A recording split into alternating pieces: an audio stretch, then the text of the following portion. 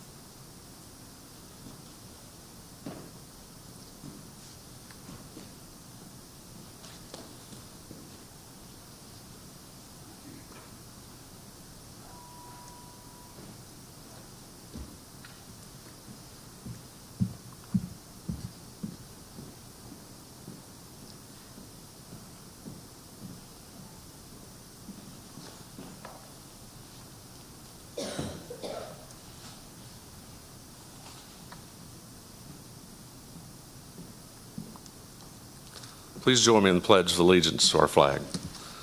I pledge allegiance to the flag of the United States of America and to the republic for which it stands, one nation, under God, indivisible, with liberty and justice for all. Please remain standing for the national anthem. Feel free to join us as we sing the Star-Spangled Banner.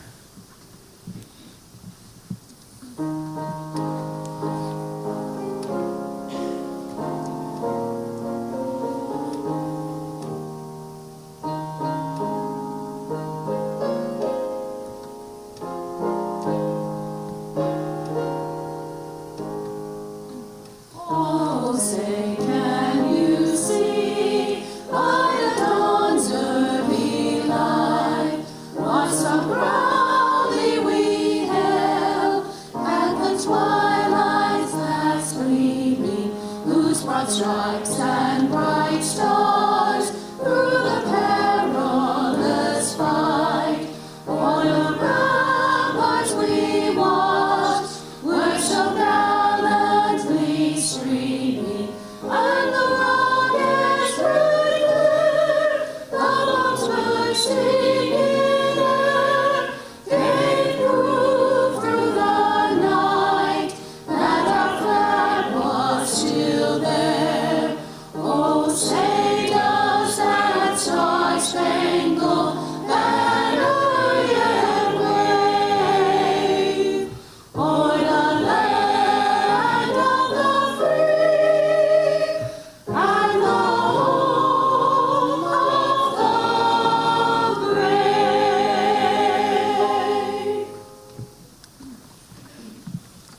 You may be seated.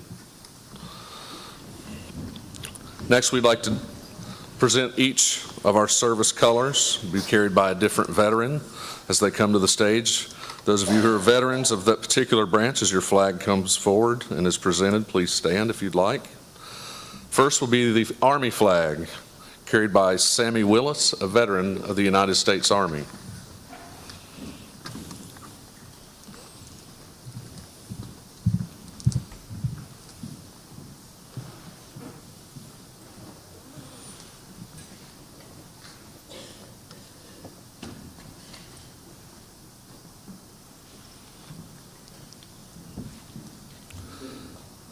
Next are the colors of the Marine Corps. The flag is carried by Ben McNeil, a veteran of the United States Marine Corps.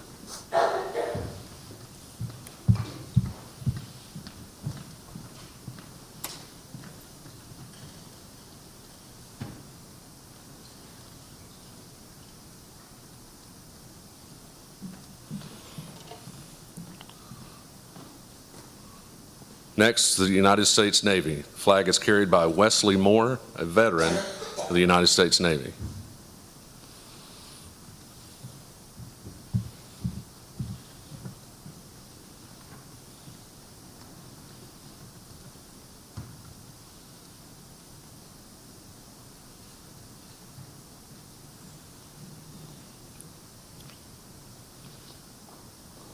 Next is the United States Air Force. The colors are carried by veteran Josh Cook of the United States Air Force.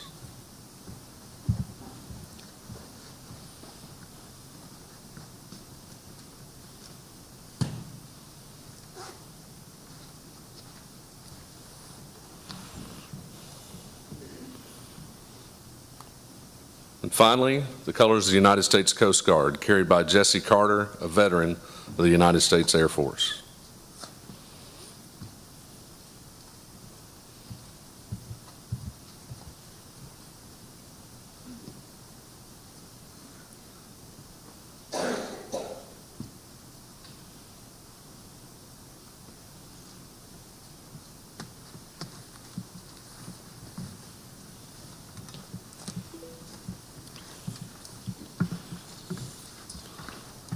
Before I introduce the speakers, I'd just like to give you a little bit of before we sing, I'd like to give you a little insight into what you just watched, maybe a backstage perspective, if you will.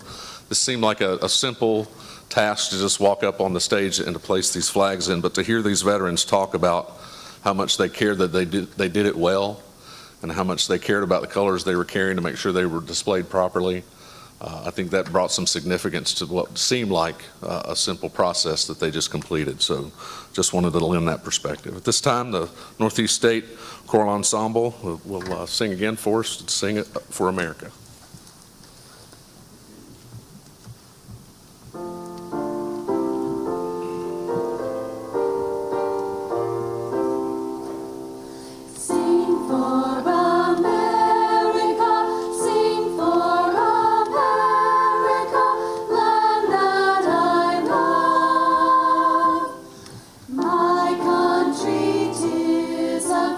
Sweet land of liberty,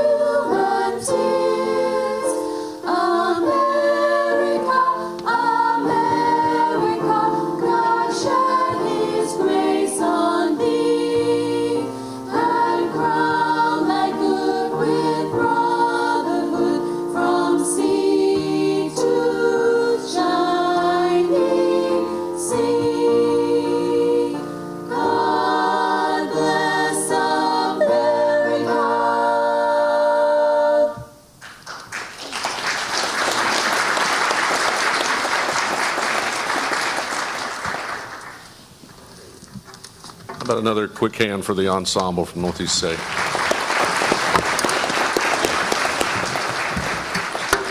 If you have a program and you're following along, you'll note that there's 3 speakers today, 3 different folks that would like to share some things with you. And first, out of the gate, so to speak, is John Adcox. It's a U.S. Army veteran. He's a veteran certifying official here at Northeast State, and is one of the people I was talking about before when I described them as compassionately aggressive. That's a new term. I don't think they've heard that before today. But first up for you today is John Adcox. John?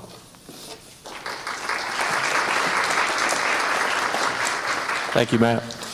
I want to start off saying good morning. Thank you for being here in this very, very important ceremony that we work hard to put on every year. As Matt said, my name is John Adcox. Worked here at the school roughly, going on 10 years now, and I am a U.S. Army veteran. Served back in 92, the early 90s, 92 to 95, 4th Infantry Division in Fort Carson, Colorado, and I was a medic. Had many numerous speaking engagements over the years here at the school, but this is the first time I've ever shared publicly anything about my background, my military service. So I'm honored to do that, I want to say, first and foremost. But I'm going to do something a little bit different, unlike any other speaking engagement I've, in the past. I want to paint a picture for you. I'm going to start out with a date. That date is the 10th of June, 1992. Seemed like a long time ago. I guess it was, now that I think about it. Most of you probably weren't even born then. But that date is very significant to me, and it's a date I'll never forget. And the picture I want to paint, imagine an 18-year-old who had just graduated high school, roughly 2 weeks prior to that, from Sullivan North High School. Was really unsure what he wanted to do with his life. His father was a Korean War veteran. His uncle was a retired Marine, also Korea and Vietnam veteran. So they had some influence on this young man. I will say that young man thought he knew everything. I mean, he really didn't know anything. But it was that date where, of course, that young man obviously is me, entered the gates of a lovely little place called Fort Jackson, South Carolina. I'm sure some of you are familiar with Fort Jackson. But I can remember arriving sometime around 1 or 2 in the morning and thinking to myself, what in the world have I got myself into? What have I done? That's what went through my head, I'll be honest. But to just give you a little bit, an idea of what I did from there and about my service. Spent 9 weeks at Fort Jackson, and from there I went on to Fort Sam Houston in San Antonio, Texas, where I was completed my advanced individual training, AIT, to become a medic, combat medic. And from there I went to Fort Carson in Colorado Springs. Now, before I go any further, I just want to say, anyone who knows me knows I do not like cold weather whatsoever, okay? I can't stand it. I don't like the snow. So imagine summer, here I am at Fort Jackson, Columbia. It's 95 plus, humid, but I'm good with that. I'm fine with that. Texas, early fall, hey, I'm fine with that. We're talking 85 degrees. Come home for leave for roughly 7 days. Weather's not too bad here. And then as I fly into Colorado Springs in October, there's 2 foot of snow on the ground. Once again, what have I got myself into? That's what I'm thinking. I would become very well acquainted with the cold weather and snow over the next couple of years, as well as the Mojave Desert. You guys know what I'm talking about, NTC in Fort Irwin, California. Anyone who's been in the Army knows about that. So, long story short, my service was roughly 3 years, typical enlistment, and I really struggled when I came to the end of my enlistment. I made a little rank. I was E4 promotable. For those who don't know what that is, I was a specialist. That's right before you become a non-commissioned officer, sergeant up. So I probably could have stayed in at that point, re-enlisted, and I really struggled with that. I wasn't for sure what I wanted to do. So that was the question. Ultimately, I decided to go ahead and come back here and start school. I knew I had this thing called the GI Bill, and I will say the GI Bill it was something that really, really, it really paid off. I was the first person in my family to receive any type of degrees. I wound up with 2 associates and a bachelor's degree, and that was thanks to the GI Bill and my service in the military. It really helped me. And I do want to say, when I walked through these doors here at Northeast State, I had a plan in a way, but in a way I didn't. I knew I needed to do something with my life. And when I walked in, I want to take the time, and she's going to kill me for this. Actually, they both will. I want to recognize 2 people who really don't get a lot of recognition, or haven't in the past, I don't feel. And they don't do this job for recognition, just like myself as far as my current job. But I would like to take the time right now to just have Pat Chandler and Jessica Kelso please stand up, because they've not only helped me, they've thousands of folks. Thank you. Because if it wasn't for folks like them, I wouldn't be here today. I would have never even, probably would not went to college, honestly, or continued. But as I transitioned, everyone goes through a transition period when you get, whether you retire, whether you serve 3 years, 10 years, 15 years, what have you. So that's a very, I can't really explain it, but it's your identity, whatever branch you serve in. You're used to that. My first real job was the Army. And, that's all I knew. And I really struggled for a little bit. I think most of us do when we get out. But it's, like I said, because of folks like Pat and Jessica, that makes that transition a little easier. So to get back on track, I utilized the GI Bill, as I said. I was, I struggled here and there with the transition, but the one thing, there was a lot of core values that the Army instilled with me. And when I sat and thought about this, what does Veterans Day mean to me? I thought about tenacity, number 1, and also the camaraderie. That's what I think of, because it's almost like it's a brotherhood and sisterhood that I can't explain. And it's just hard to explain unless you've experienced it. But with my current job, I felt like I really have came full circle, because now I'm serving those who have served. And I can promise you, I've been in every one of these guys' shoes right here when they came to this school. It was 20 plus years ago, but I know what they're going through, and I know about that transition. And that's why I love what I do. A lot of people do things for recognition, money. To me, it's about serving others. That's what's important. That's really all that matters, in my opinion. So we talk about this, the camaraderie, that's available to these guys. So like I said, I came full circle. That's the way I feel. I'm where I need to be in life. And I'm, like I said, serving those who served. I also want to say about the camaraderie in that aspect, there's no job I've ever had, with the exception of my current job here at the school, it comes close. But there's no job I've ever had where I can call someone halfway around the world or on the other side of the country, and I know that person will be there for me, and vice versa. It's a family, and I consider these guys I help every day, I consider them family as well. I consider us all family.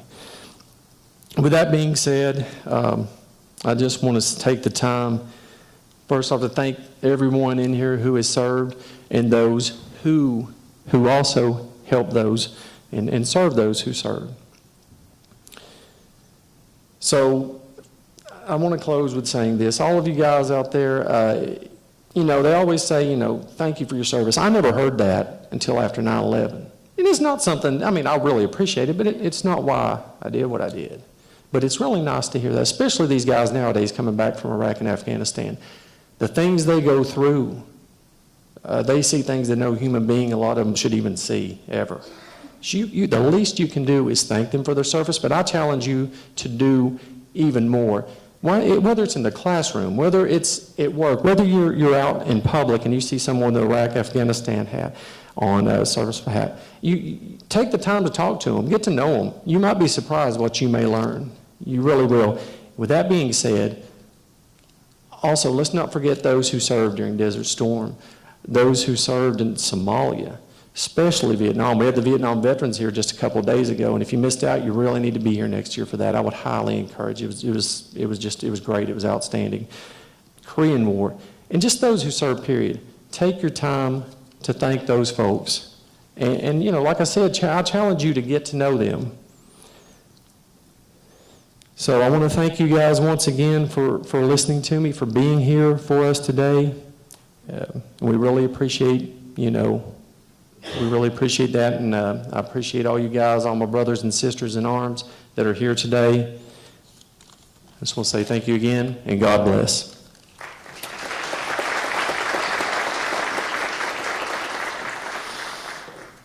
Thank you, John. Next up, we have a student from Northeast State, Joni Hughes, a U.S. Army veteran. Welcome, Joni.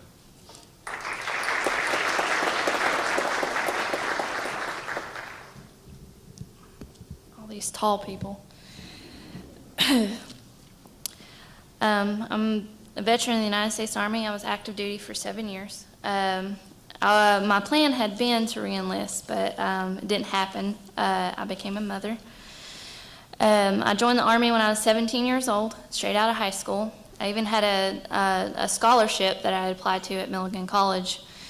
And then all of a sudden, a recruiter showed up before graduation, and I decided that I wasn't ready to settle down where I was at, and I wanted to see the world. And the Army was willing to pay for that travel. I seen my ticket out of a small town, and all my other friends were settling down, getting married, having kids. I wasn't ready for that. So I left for the Army in October of 2002. I went to basic training at Fort Jackson, and then I went on to my job training for the Signal Corps at Fort Gordon, Georgia. I have never been in any kind of humidity weather. I grew up in the mountains. I am from Roe Mountain. So it was a big change for me and a big culture shock. I came from knowing everybody to, oh my goodness, there's a lot of people out in this world. My first duty station was Germany, where I deployed to Iraq in OIF 2. From there, I went to Fort Lewis, and then I deployed to Afghanistan. And then I ended my Army career at Fort Campbell. I got out as an E5 and as a sergeant. I've been asked, what is it like to be a female in the Army? Well, it's a job, and that's the way I treated it. There's a lot of negative stuff that you read in the papers and you see in the news and stuff like that, but there's positive stuff to it too. You got to realize that there's good and bad in everything that you do, and there was good and bad in the Army as well. I treated it just like I did every other job that I had had before the Army and after. I found family along the way, as Mr. Adcox talked on camaraderie. It's something that not many people know unless you've experienced it. I believe that friends, good friends that you have in your life, that ends up becoming your family along the way. That family became a support system while I was in and after. When you fight for your benefits when you get out, that family helps you with that support and whatever it may be. So my question to you is, what is a vet to you?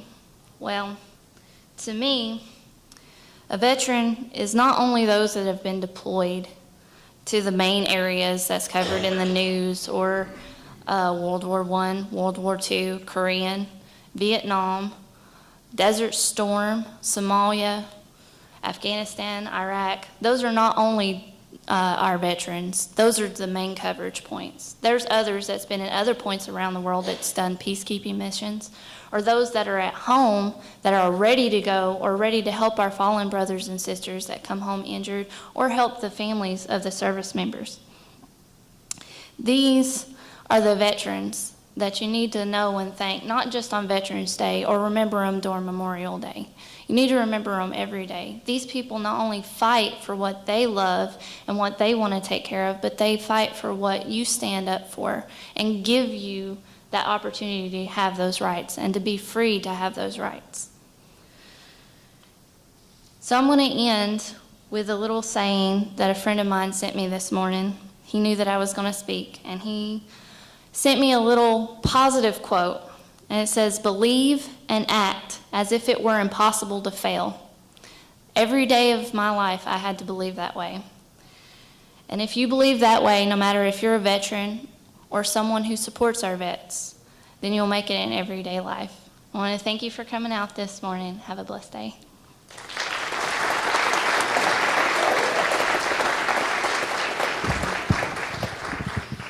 Thank you, Joni. Our last speaker this morning is Stephen Jones. You'll see in your program a United States Marine Corps veteran, Northeast State student, Stephen Jones. Welcome, Stephen.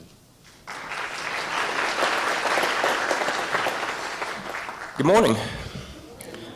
I'd like to start off by saying all the veterans that are here before us today, thank you for your service. It is because of you, the reason why our military is still strong today.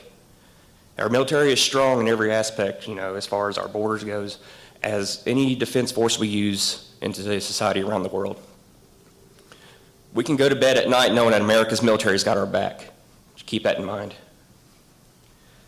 Again, my name is Stephen Jones, and I'd like to share with you my life in the military. I graduated from high school in the year of 2006 at Virginia High School, Bristol, Virginia. At that point, I was unsure what I wanted to do. Just like Ms. Joni mentioned, she actually had a scholarship to Milligan. Well, I had a scholarship to King College, and I was looking forward to that, but still was undecided what I wanted to do. So it was late at night one night. I was at work. I was working at McDonald's, typical teenager job in high school. It's, just sitting there thinking, all right, well, high school's almost over. What do I want to do? Do I want to flip patties for another 10, 15 years till you decide what you want to do, or do you want to make something out of yourself? So I got to thinking on break one night, and I thought, I'm going to call my dad and ask him if he's got some time before he goes into work and figure out, what I can do as far as the military goes. So I called him up. I said, Dad, excuse me, do you have a few minutes that I can come by and talk to you about something? He said, yeah, sure, come on up. So as my shift ended, I drive up to where he works. I worked at Dana Corporation in Bristol, Virginia. So I drove up there, I sat down in the break room, and I said, Dad, I'm thinking about going into the military. And he says, okay. And I said, what is the best advice you have for me? He said, the best advice I have for you is go down to the recruiting office and talk to every branch. I thought, okay, that sounds really good. So a couple of days goes by, and I make my way down to the Bristol, Virginia recruiting office there on Euclid Avenue. It used to be right there. For the ones that are familiar with Bristol, Virginia, the recruiting office now has moved to Lee Highway, right near Exit 7 of Walmart. So I go down to the recruiting office, and I start off with the Air Force. Okay, Air Force. Why Air Force? Well, I have a fascination for aviation, and I was always told that the Air Force has all the cool technology. So, all right, well, that's awesome. So I go talk to the Air Force. And unfortunately, the Air Force didn't have any openings for me at the time. It would be a pretty lengthy wait. So, and me, I was impatient. I wanted to do something. High school's about to end. So, I had to think of something quick.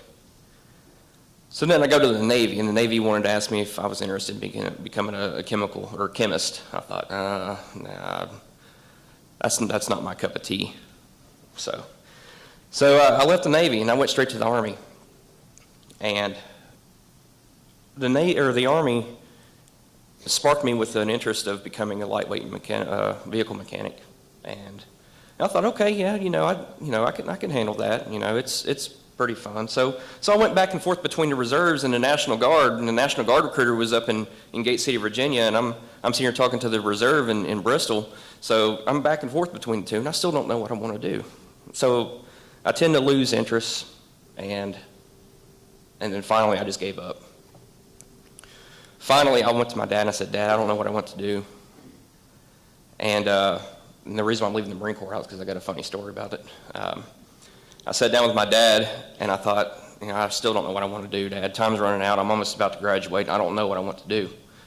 He goes, well, you talk to everybody, right? And I said, yeah, but not the Marine Corps. He goes, why not? Dad, you always told me the Marine Corps was rough. They slap you around. They'll push you in the dirt.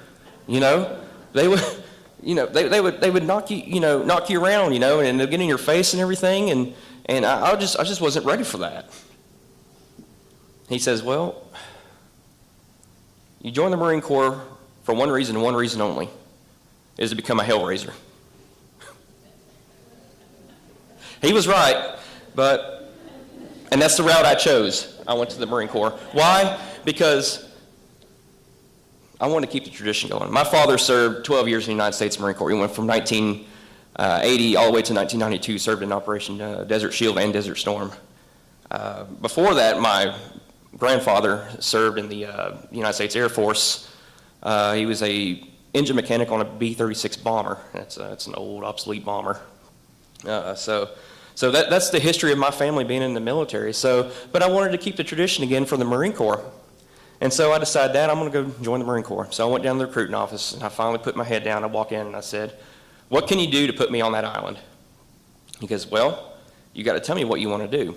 And for every Marine listening to this or is here present, and I'm sure Ben knows, the recruiter will lay out tags for you, and every tag has what you want to do, or what do you expect the Marine Corps to give to you. It tells you to pick 3 tags out of that bunch. I picked leadership, travel, and promotion. Those were the 3 things that that were important to me for this evolution in the Marine Corps. Did I fulfill all 3 tags? Well, we're about to find out. Okay, so moving on. Late night in December, I would say probably early December of 2006, my recruiter walks through the lobby there, the lobby there at McDonald's where I worked at, and said, "Steve, how would you like to leave on December 26, 2006? And I thought, are you kidding me, before Christmas? Well, I was impatient. I wanted to get out of here. I wanted to do something. So I said, okay, all right, I'll go. Now, backtrack a little bit. Remember, I had a fascination for aviation, but I was up to anything that was open. So again, aviation was held back, and I didn't want to wait. So the next opening was supply and logistics. So I enlisted in the Marine Corps as a supply warehouseman. So December 26th rolls around. We were leaving out of the Military Entrance Processing Station, or what we call MEPS, located up in Beckley, West Virginia.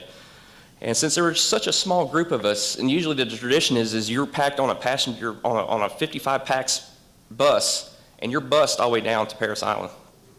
Not in this case. We were packed in a 15 passenger van. All 15 of us crammed in this 15 passenger van. And here we are traveling down 77, hitting I-26 on the 95. And finally, as the nine and a half hours go by, we finally arrived to Beaufort, South Carolina, where Parris Island is located. So as we're going down the road, I see the green traffic signs on the side of the road. It says Parris Island, 10 miles. I thought, oh, Lord, what have I gotten myself, just like Mr. Adcock said, what have I gotten myself into? Really, what have I gotten myself into? My heart rate starts going up. My feet is kicking around. I'm nervous. So we get on the island, and every Marine knows that once you get on the island for the process, in the first 3 days of processing is chaos. Marine recruits will encounter the yellow footprints on the ground.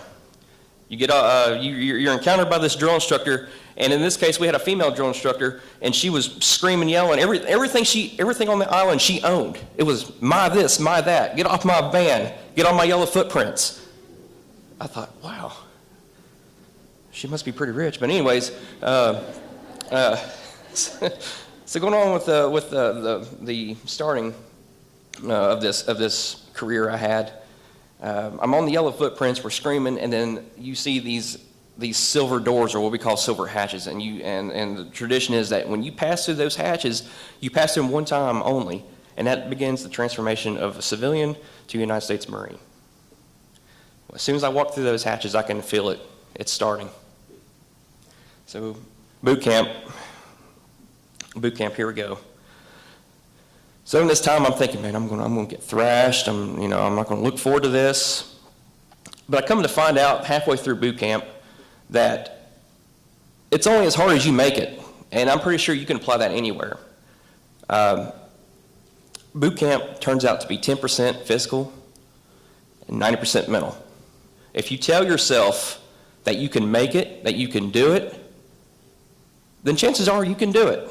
And that's exactly what happened to me. The odds were in my favor. So boot camp, I come along, blood, sweat, and tears, training, the Marines or the recruits to the left and the right of us, taking care of each other, and we make it through training. March 22nd, 2007, I received my Eagle Globe and Anchor. That marks the date that I become a U.S. Marine. I have accomplished my goal. Now it's time to venture out in the world and see what the Marine Corps has to offer for me. March 23rd, 2007 was the day we graduated. Upon that time, I got orders to go to Marine Corps Base Camp Lejeune, North Carolina, where I served my first 5 years as a supply warehouseman. Throughout that tour, I achieved the ranks of Private First Class, Lance Corporal, and Corporal. From April 2009 to September 2009, I left for Camp Al-Taqaddum, Iraq, in support of Operation Iraqi Freedom 2009, where I serve as a warehouse clerk and operations NCO for that period. Upon coming back from this deployment, it was time for reenlistment. So what to do? So this is where I tell the Marine Corps, this is what I want. So I fulfill my dream. I go and I talk to the career planner, and I tell the career planner I want to go to the aviation side of the Marine Corps. I want to be an avionics technician. I was lucky, and I was able to find an opening to become an F-18 Hornet avionics technician. And if y'all don't know what the F-18 Hornet is, it's one of our fighter jets that we use both Navy and Marine Corps. So upon receiving orders, I go to Naval Air Station Pensacola, Florida, and also Naval Air Station Oceana, Virginia, just outside of Virginia Beach, where I received my training on avionics, becoming an avionics technician. From there, I received orders to Marine Corps Air Station, Beaufort, South Carolina, where I completed my last 5 years of my service. And throughout that 5 years, I've completed 3 unit deployment programs, UDPs, out to the South Pacific region of the world. So I've seen countries like Guam, Thailand, Japan. I stood stateside in Hawaii, Alaska. It was a great experience, and I miss it at times.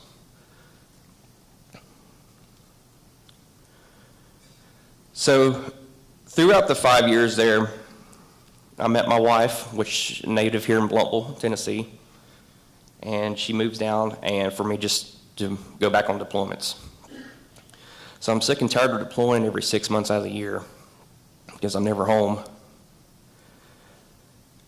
My son was born August 30th, 2015, and it's pretty rough when you have to leave your son when he's 5 days old for the last deployment. On September 5th or 6th, 2015, we left on our last UDP. My son was just only 5 days old. My unit was able to give me that time off to spend with them before we leave, but that was probably the hardest thing I've encountered in the military, was leaving my little boy. But in all actuality, it makes the feeling bittersweet when you return, because my son knew who I was, or due to my mother keeping him up to date and sharing pictures and stories, and the technology we have today, like FaceTime and everything, kept it to where he knew who I was when I came home. And I remember getting off that plane, walking up to him, and the first thing he did was retch for me, so that was awesome. So at that time, I have a couple years left in my service, and I thought about re-enlisting. There's 2 reasons why I had to leave the service. One, it was because I was passed over for my promotion to staff sergeant. Usually when you hit a tier and you don't achieve a rank, you usually have to be forced out. And finally, I had surgery that kept me from re-enlisting. In 2000, it was a little over a year ago, 2016, I was coming into work one day with severe chest pains. One of my Marines, and actually really good buddies of mine, Sergeant Austin Vanderlees, was the first person to intervene and ask me if I was okay, and I told him I wasn't, that I was having chest pains. He had stopped everything in his tracks, hand off responsibilities to the other NCO below him, just to grab his vehicle and escort me to the hospital. That I'll never forget, and I'm forever thankful for that. Because if no one had intervened, I probably would have had a heart attack that day. I had blockage in my heart, and I had resulted in 4 stents being planted in my heart. So that was the other reason why I had to exit the Marine Corps. It would not let me re-enlist under that condition. So what's next? My service is about to end. It's time to move on. It's time to plan for the future, what to do. I'm going to backtrack a little bit. August 2016, I told my wife, I said, I want to go back to school. I want to go back to school. So the very first step I took was contacting Northeast State Community College. And the very first person I talked to was Mr. John Adcox. Why did I go straight to him? Because I seek the Veterans Affairs page. I feel comfortable talking with a veteran because he knows he or she knows how I work, if they work in that department, and for that matter, Mr. Adcox was the person to talk to. If I had not talked to Mr. Adcox that day, I will not be standing here before you all talking, telling you my experience, my story. So I'm forever thankful for our Veterans Affairs office here at Northeast State Community College. They have helped me set me up for my future. They've helped me prepare myself to take care of my family.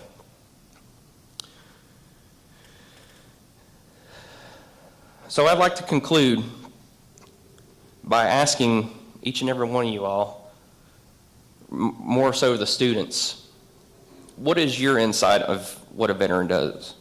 What is your definition of a veteran?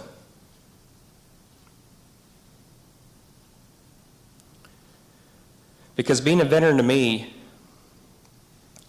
is setting the example for others, being a very, very effective leader, and making sacrifices throughout your time in the military to one day sit down and talk about it over and over and over.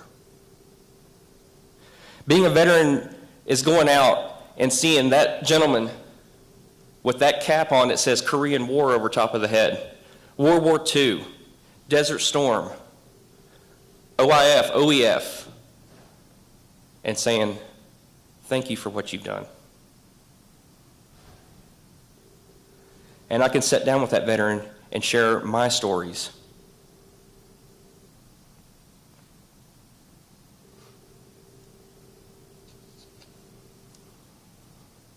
Veterans Day will always be the most important day to me. Veterans Day will always help me remember what I've done in the military. I'd like to thank you all for being here this morning and listening to the presentation I presented. I hope you all enjoyed my story. With that, I'll turn it back over to Mr. Mandalosian. Thank you.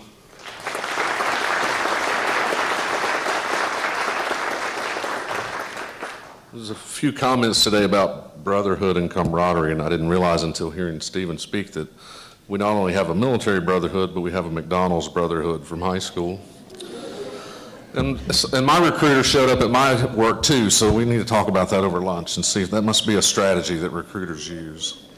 That concludes the speaking part of our program, and what we have left to do is retire the colors, but I'd like to give us, join me in giving a round of applause to all 3 of the speakers collectively.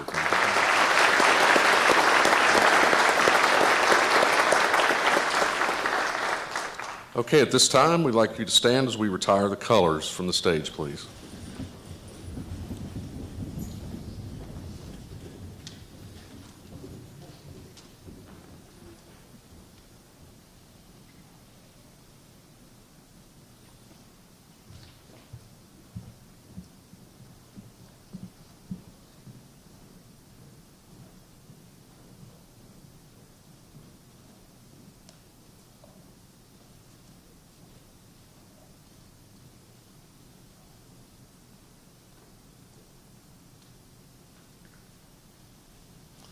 Okay, this concludes the program. I would like to add, before you dismiss, that these speakers today and the other veterans from the Veterans Affairs Office on campus are going to gather down front, and so if you'd like to come by and thank them for speaking or thank them for their service, ask questions, get to know them a little more, feel free to do so. We'll be down here in the front. Thank you for attending today.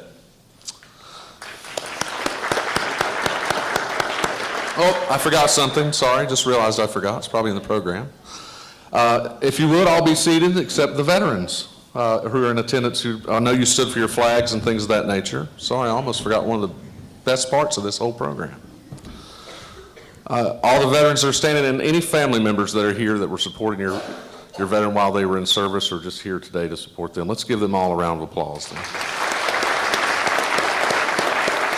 Thank you for your service. That concludes our program. Thank you.